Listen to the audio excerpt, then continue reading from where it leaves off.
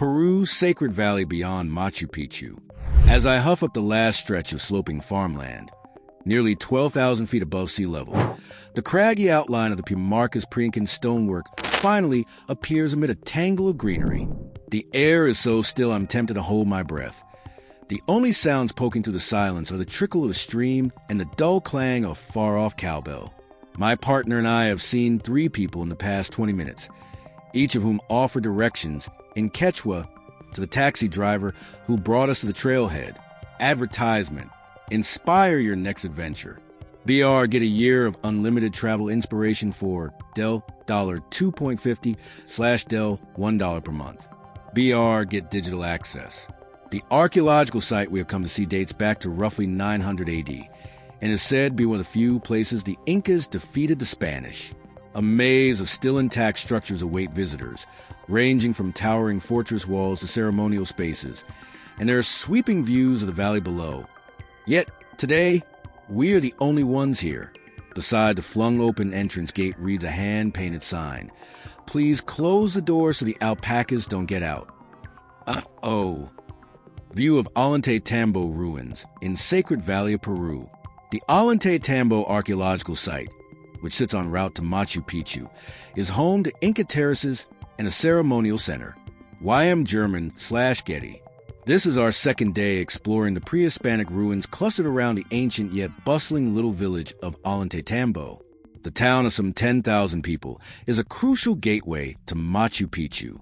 Here, travelers coming from the city of Cusco spill out of taxis and tour vans on the hour, dragging their suitcases and backpacks just a few feet to the train cars that whisk them 30 miles to the base of the wonder of the world. As they grab onto the rails and hoist themselves aboard, too few realize just how much they are missing in its surroundings. It's not just Ollantaytambo. The whole of Peru's Sacred Valley of the Incas, which sits between Cusco City and Machu Picchu, is home to countless pre-Hispanic sites, dozens of which are known and excavated, and many more that are not. Some have been around since well before the Incas, with roots in the Quilca, Cotacala, Wari, Tiwanaku, and Canapita civilizations. Machu Picchu continues to reign as a crown jewel in any Peru itinerary, though, and these other attractions, like the Incan salt mines of Mars or hilltop citadel of Pisac, are often seen by international travelers as nice-to-have add-ons to those with few days to spare after crossing the big one off their bucket list. With every passing year, I've come to wonder if this type of wonder of the world-driven travel still makes sense for me, and what, importantly, I've missed out on as a result. How radical might it be to flip that thinking? To spend a week untangling the stories in this area, to dig deep into the places most pass through on a day trip, without ever going to Machu Picchu.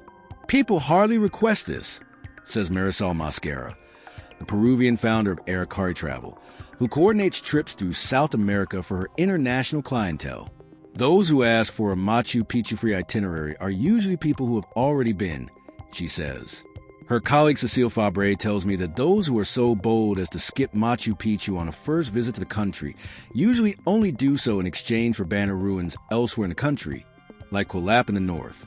The trail from Pumarca to the town of Ollantaytambo is flanked by Incan agricultural terraces still in use today. The trail from Pumarca to the town of Ollantaytambo is flanked by Incan agricultural terraces still in use today. Megan Spurl. At El Albergue, a Pacamanca earthen oven is used to cook tubers, corn, and meat, fresh vegetables, and herbs from a garden. At El Albergue, a Pacamanca earthen oven is used to cook tubers, corn, and meat, fresh vegetables, and herbs from the garden complement the ancestral dish. Megan Spurl. I belong to the former category. I visited Machu Picchu in 2014. I flew from Lima to Cusco, where I spent a few nights in the historic city center, then followed the Inca jungle trek to the Incan citadel with a dozen other young backpackers. I placed my palm on the ancient structures in wonder. I took my photos in front of the iconic peak, and I promptly left the valley and returned home. I've since become aware of just how much I missed in the process. The daily newsletter. Get essential travel tips, destination inspiration, and itineraries in your inbox. Sign up. By signing up, you agree to our user agreement, including class action waiver and arbitration provisions, and acknowledge our privacy policy. I didn't even recognize Ollantaytambo when I arrived this time, even though the boutique hotel I was planning to spend 3 nights in, El Albergue Ollantaytambo, sits right on those Machu Picchu-bound tracks I once walked across. In a miracle of sound travel I'll never understand, the train's toots and rumbles don't reach the 100-year-old inn's guest rooms or patios. But I knew one thing. This time around, I wouldn't have to spend on pricey entrance tickets or book anything beside my hotel stay in advance. I'd hopefully see a lot less people and actually get to talk to those I did. The choice is out of the ordinary for an El Albergue guest, as most of those passing through usually stay no more than 2 nights, according to Joaquin Randall, the hotel's manager. He tries to convince them to stay longer. He feels strongly that slow travel is the future and hopes that one day they might. As my partner and I sit in the garden of El Albergue on our first day, eating a salad of herbs and veggies plucked from the on-site farm and a trout turidito topped with mouth-puckering passion fruit, we can see this around us. Anywhere else, you could try to guess where fellow travelers were headed. Here, the only question is whether they are coming or going to Machu Picchu. We have time on our hands. We order another round of cocktails mixed with the herbal elixir produced on-site Matacuti. Our only agenda for day 1 is to get our bearings and stay within walking distance of the hotel. Will we explore one or both of the ruins visible from the town center, Pinqua Luna, where the Incans once stored grains and stone structures clinging to a hillside above Ollantaytambo, or the town's namesake site, where water still runs through ceremonial bathing fountains dating back to at least the 15th century. El Albergue sits in the bones of a 100-year-old hotel. El Albergue sits in the bones of a 100-year-old hotel. Megan Spurl.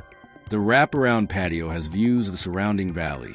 The wraparound patio has views of the surrounding valley. Megan Spurl. Sacred Valley highlights beyond Machu Picchu. Pick a home-base hotel.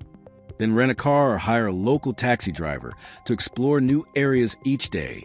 Purchase the multi-entry tourist ticket for access to most of the below archaeological sites.